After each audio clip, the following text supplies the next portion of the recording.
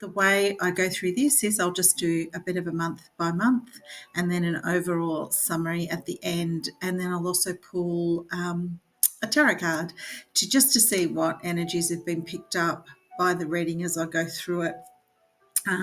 Sometimes I find the focus from tarot can be a little bit different to the focus that I've picked up as I've read it. So that's nice too. Alrighty, so Scorpio, let's go. Now, in January, the year, it starts off with some fun times with kids, or if kids aren't in your life, it might be with sport, or perhaps just with you spending some time on creating something you love. There's a real feeling of reaping the rewards from this. You really enjoy the time spent. And then your mind will be quite serious though in January, and your focus will be on the home and the family. There are some changes afoot and a letting go of what no longer serves when it comes to your home. This could be something like a big clean out of clutter, or it could be someone actually leaving the home. So that is definitely something that you'll be looking at in January. And there could also be a surprising change at work for you during January, Scorpio. So it's quite a busy month. Now, in February, I see you focusing on the kids. And again, if you don't have kids, and they may not be your own kids, it's just there's children. What I'm feeling, but it could be pets, or it could be something that you've created and you're developing. I mean, I don't know. That could be something artistic or something creative. It will be a lovely time for you, and there'll be some great learnings and quality time spent. And then maybe some good news coming for you on the health front, or else you will be feeling fit and strong in yourself, which is really nice to hear. You can also expect some really nice intimate time with a partner as well. And there'll be a focus on intimacy for you in late February. By the time you get to March, Scorpio, your mind will turn to the day-to-day and the seemingly mundane throughout March.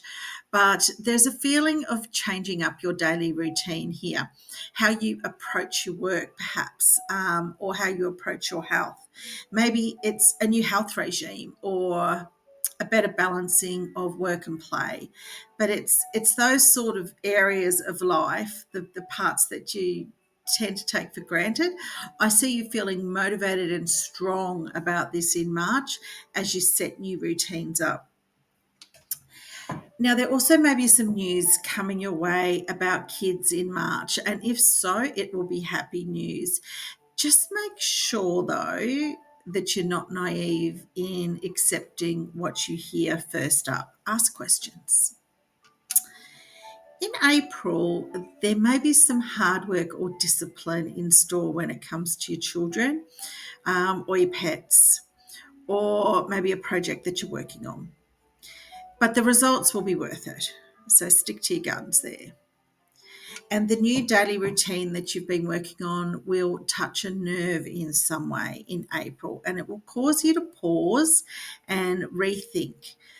Perhaps it's around the motivation behind the changes. They may not be quite in alignment with what you truly desire or need. So maybe what you think you needed, but really inside it's not quite there. However, I see you working through that and resolving it by the end of the month. Otherwise, in April, your energy will turn to your career in around mid-month, and you'll also focus on your romantic life as well. The new moon in Taurus on April 27 will be a fab time for you to set intentions for relationship. Now, May, hard work and discipline are on the menu, and they'll be required to keep up with your new health regime or new work routine or whatever it is. It'll make sense as you start to go through the year, Scorpio, is what I'm referring to. but the results will really be reaping rewards now. Surprises will be in store in your love life in May, and that will leave your mind buzzing in a good way. You can expect some passionate time, and you'll have a real connection made with your partner. And if you're unattached, then this may refer to a new relationship beginning in May. Or see, it's around relationships, so it doesn't really need to be a romantic relationship, what's being referred to here. So it could be another non-romantic but significant relationship in your life where you're going to make a really nice, strong connection. And it'll just bring that relationship up to the next level. Now, something may be revealed also in May about a friend or a social connection that's been hidden up until now. So that's a bit mysterious. Now, in June, the month begins with your relationship still fairly in the focus for your Scorpio. And when the sun moves into Cancer, your energies will start to shift towards your own personal views on life and your beliefs and philosophies. So, and we all have those. Sometimes we don't take the time to review and think about them. And I feel that this may be a good month for you to do so. You may also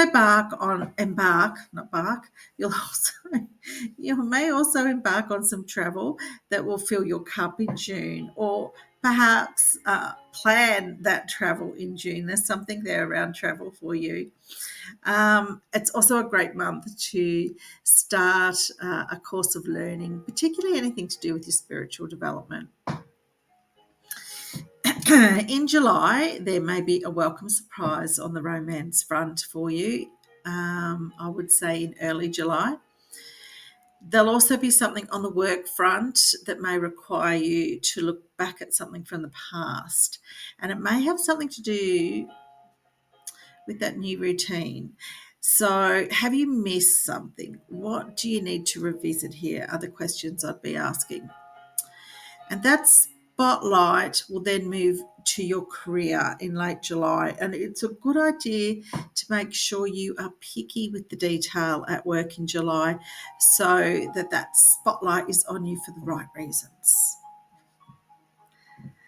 In August, you'll be feeling quite introspective and dreamy, Scorpio.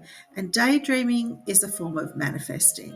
So it's an excellent space to be in. Make sure that you're dreaming big and what you really want for your future.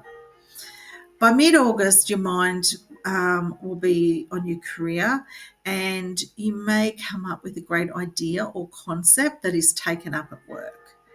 And your voice will definitely be listened to in August, Scorpio, in the workplace. There's also potentially some money or a promotion that can come out of this. So it's a really great month for your career in August. Your focus also turns to friends and social connections late in the month, and there may even be a new friend who enters your life in August. In September, any restrictions that you may have been feeling, Scorpio, when it comes to your day to day will finally be lifted this month. Um, it really is a bit of a theme for you this year, going through your routine and how you're approaching life almost. But that will come to a nice resolution in September. It'll also be a month of fun times with friends, and there'll be connections, conversations, and general love and laughter, which will just fill your cup and have you feeling more energetic by the end of the month.